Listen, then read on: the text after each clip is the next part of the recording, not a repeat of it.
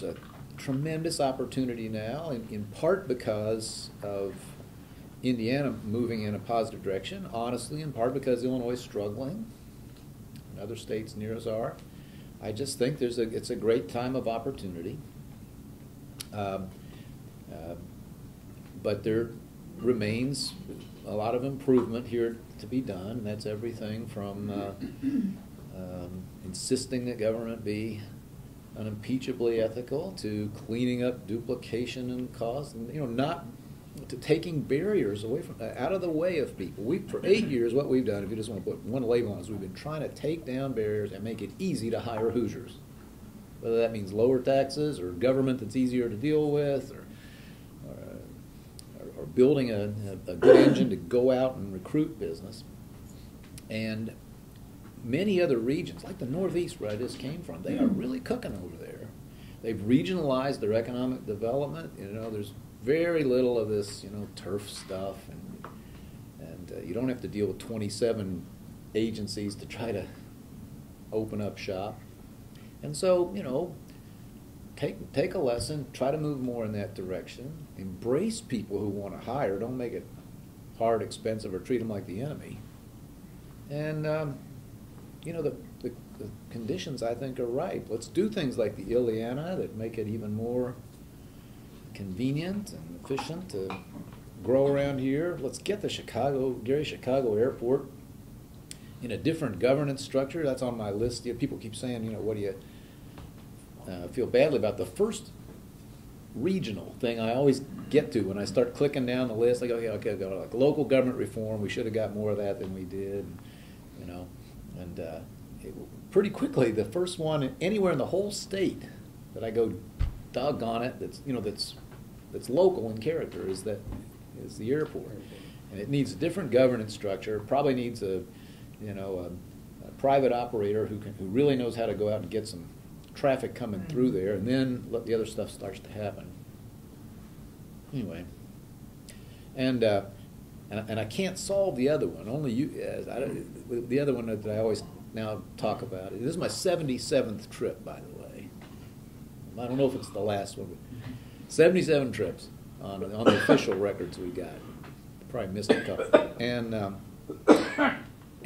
yet there just are not yet sufficient channels for citizens here to know things about their state that they deserve to know. And I always say, if you don't read the Times, I don't know where you go, because they're just things that essentially every other alert Hoosier knows that folks here don't. It's not their fault, but maybe maybe the growth of and the development of new media and so forth will get us there someday. I am pro-immigration. I have a thought that, again, sort of like the local consolidation question, how do you get there question is tough. And I have sort of thought, well, maybe you have to start with a couple other things that people might agree on. Like, one of them is getting real about the borders, and then on the flip side, things like, letting in more of those kind of immigrants we really love to have. But I've already said to people a long time, I think, if a student comes here from somewhere else and can get, let's say, a Purdue degree, we got to give them a green card in the diploma. Well, why train them and send them back to China if they're interested in staying here and contributing? And so that heads down the same track you're talking about. I think you will see, you're already seeing, you want to talk about intellectual climate change? I think you'll see some real rethinking in the light of the election and around this question, particularly immigration issues around our Latino population. We need a stronger economy. There are not enough, there are a lot of openings, that story, openings, but not people who don't have the skills for them. But there's also somebody wrote, we need a recovery from this recovery, and we do. It's even weaker than it looks. You guys have probably carried these stories, but now it's starting to become obvious. There are several million fewer people working than when this recession started. And several million of those who are working now are working part-time. So it's like there are 3 million, something like that, fewer people working 3 years after this thing's supposedly over.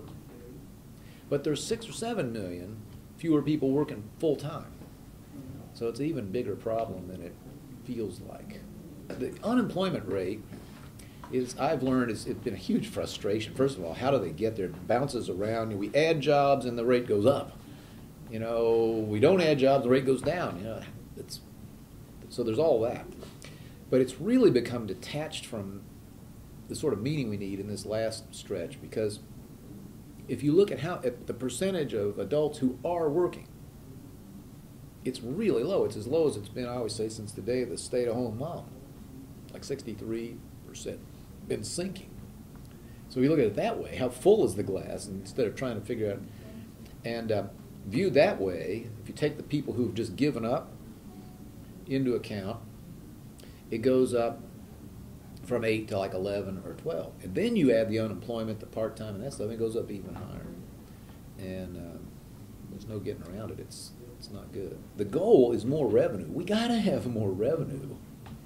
But the question is, how do you get it? Mm-hmm. And I do not understand, I just can't understand this theological obsession of the president and some of his people with higher rates. If it doesn't work, and it won't work, even if it didn't change behavior at all, and it always does, right? For instance, capital gains. I can't imagine we're debating this again. You raise the capital gains rate, or say you're going to, people won't sell, so you don't collect any tax. They'll wait and hope that one day the rate will go down. Or what you just saw.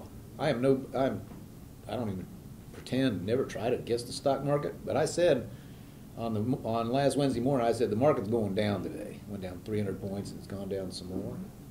Surprise, surprise. People see a higher capital gains rate coming, so they went and dumped their stock. Better sell it now when I pay this. If I wait 2 months, they're going to charge me this. You don't have to be a master psychologist to understand that. So, how are you going to get more revenue? You got to get more people paying taxes, more people working and earning money, or businesses earning money. So the answer to a lot of people across the spectrum, including many Democrats, is close a lot of these loopholes.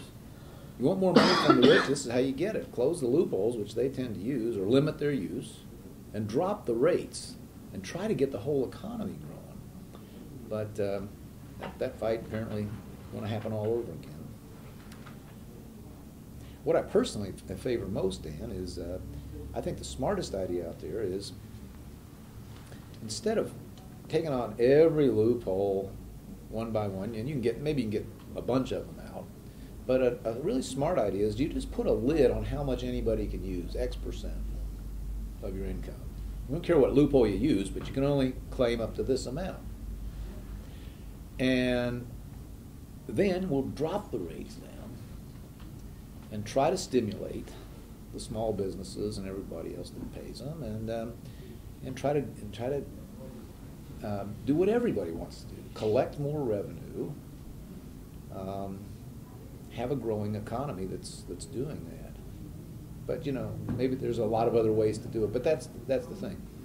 But this, gosh, the election's over. This business, let's just jack up rich people's rates some more.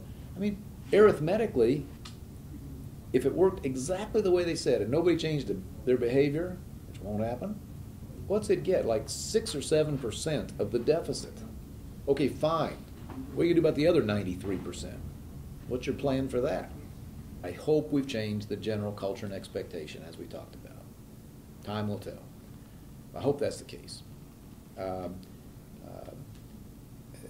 And on the downside, it would probably be local government reform, where there must have been some way to get more done than we did. But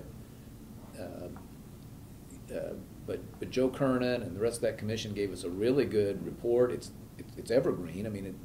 It is not going to go stale. And we only got less than a third of the way there, and so that bugs me. I thought we have a great blueprint, and I thought we had a good process, that might draw people together. But boy, I tell you, it's again, it's so much easier to beat something than to get it done sometime. And so I was disappointed we didn't enact more than 7, 8, 9 of those. And some of the big ones, township government, some of the antique elected offices, sooner or later.